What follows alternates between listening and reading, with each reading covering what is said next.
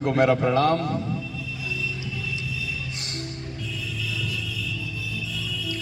कि पैसा इंसान को ऊपर ले जा सकता है, पर इंसान पैसे को ऊपर नहीं ले जा सकता है। सही है। वो कहते हैं ना कि संसार में, इस प्रकृति में केवल दो ही व्यवस्था है पैसे के बारे में, कि या तो यहाँ छोड़ के जाना है या किसी को देकर जाना है। लेकर जाने की कोई व्यवस्था यहाँ पर नहीं है। एक बहुत अच्छी कहानी आज की, जो कभी भी हमारे अंदर ईगो आ जाए, घमंड आ जाए, अहंकार आ जाए, तो उसको नॉर्मल कैसे करें, उसी की कहानी है। वो कहते हैं ना कि the birth of ego, death of life. आपका जीवन खत्म हो जाता है अगर आपके अंदर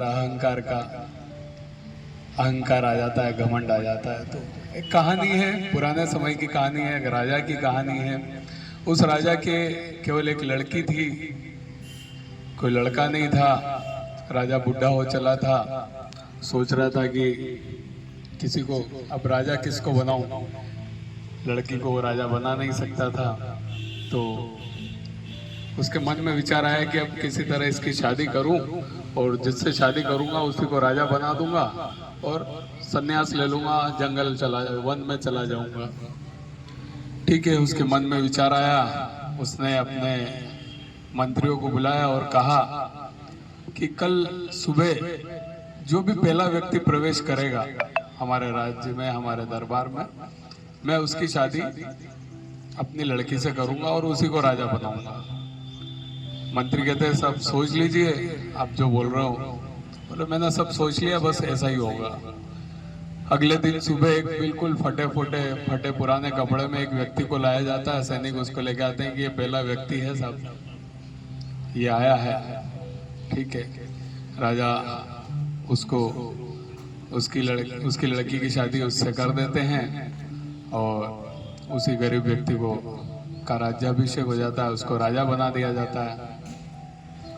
और इधर जो राजा था वो सन्यास ले लेता है और वन में चला जाता है। इधर जिसको राजा बनाया जाता है, जिस लड़के को, जिस गरीब लड़के को, वो अच्छे से सारी चीज़ों को समझता है, राज्य कैसे चलाना चाहिए, क्या करना चाहिए, बहुत अच्छे से सारा सीक्वेंस, सारा सिस्टम समझता है और धीरे धीरे एक बहुत अच्छा राजा बन जाता है, बहुत अच्छा प्रशासक बन जाता है। जनता उससे बड़ी खुश रहती है कि राजा ने बहुत अच्छा डिसीजन लिया और एक बहुत अच्छे व्यक्ति को राजा बना के गया। वो काफ़ी अच्छा उसका नाम चल रहा होता है।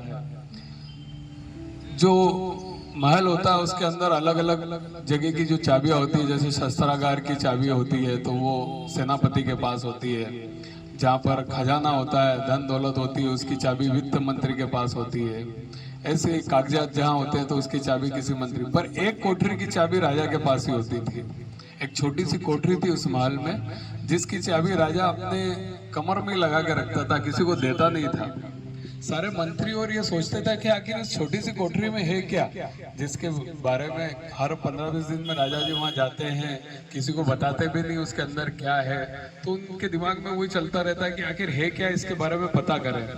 तो एक बार सेनापति राजा से पूछता है कि साहब माफी चाहता हूँ, लेकिन आप उस कोठरी में है क्या? आप हर 15-20 दिन में वहाँ जाते हैं, थोड़ी देर रुकते हैं, बाहर आते हैं। तो राजा नाराज हो जाता है, बोलता है तुम्हारी हिम्मत कैसी हुई मुझसे को प्रश्न करने की, ये वो, और मना कर देते हैं उसको। अब सेनापति वित्त मंत्री को बोलता है कि यार आप ट्राई करो, एक बार आप पूछो, देखो शायद आपको बता दे। वो पूछता है तो उनको भी डांट देते हैं, मना कर देते हैं। अब ये मंत्री लोग कहते हैं यार कैसे पता करें, तो वो महारानी से बात करते हैं। तो महारानी बोलती है अच्छा चलो ठीक है, मैं पता करूंगी। अब बीवी नाराज हो जाती है कि बताओ, नहीं तो मैं आपसे बात नहीं करूंगी कि आखिर उस कोठरी में है क्या। क्योंकि अब उसे तो बताना ही पड़े। तो उसने कहा चलो ठीक है, आप मेरे साथ चलो, मैं दिखाता हूँ। वो मंत्रियों को भी साथ ले लेते हैं और उस कोठरी में जाते हैं, ताला वाला खोलते हैं। अंदर देखते हैं कुछ भी नहीं, एक फटे पुराने कपड़े एक कील के ऊपर टंगे रहते हैं और कुछ भी नहीं रहता है। तो महारानी पूछती यहाँ तो कुछ भी नहीं, यहाँ क्या करना होता है आप? बोले ये जो फटे पुराने कपड़े देख रहे हो ना तुम, ये मेरा अतीत है। जब भी मुझे घमंड होने लगता है कि आई एम द बेस्ट, मैं राजा हूँ, मैं ये मैं वो, तो मैं इस कमरे में आता हूँ ताकि मैं मेरे पुराने दिन याद कर सकूं कि मैं क्या था। ये तो राजा की मुझ पे कृपा रही, भगवान का मेरे पे आशीर्वाद रहा कि मैं राजा बन गया। लेकिन मेरा मेरा घमंड कहीं मेरे सिर पे ना चढ़ जाए, इसलिए मैं कुछ कुछ दिनों में इस कमरे में आता हूँ और अपने पुराने दिनों को याद करता हूँ। तो इस कहानी से हमें यही शिक्षा मिलती है कि जब भी कभी अपने को लगने लगे कि बस आई एम द बेस्ट, मेरे से बढ़िया कुछ नहीं दुनिया में, है ना, कभी भी आपके अंदर ईगो आ जाए, अहंकार आ जाए, घमंड आ जाए, तो आपको अपने पुराने दिन याद करना चाहिए, स्ट्रगल के वो दिन याद करना चाहिए। जब वो आप पुराने दिनों को याद करेंगे तो आप ऑटोमेटिक विनम्र हो जाएंगे, जमीन से जुड़ जाएंगे, आप हम्बल हो जाएंगे। तो यही इस कहानी का सार है कि अपने पुराने दिन कभी मत भूलो और कभी भी अपने जीवन में घमंड और अहंकार को मत आने दो। यही इस कहानी से हमें शिक्षा मिलती है, क्योंकि अभी बोला है कि पैसा इंसान को ऊपर ले जा सकता है पर इंसान पैसे को ऊपर नहीं ले जा सकता। यही इस कहानी का सार है। चलिए एक भजन करते हैं।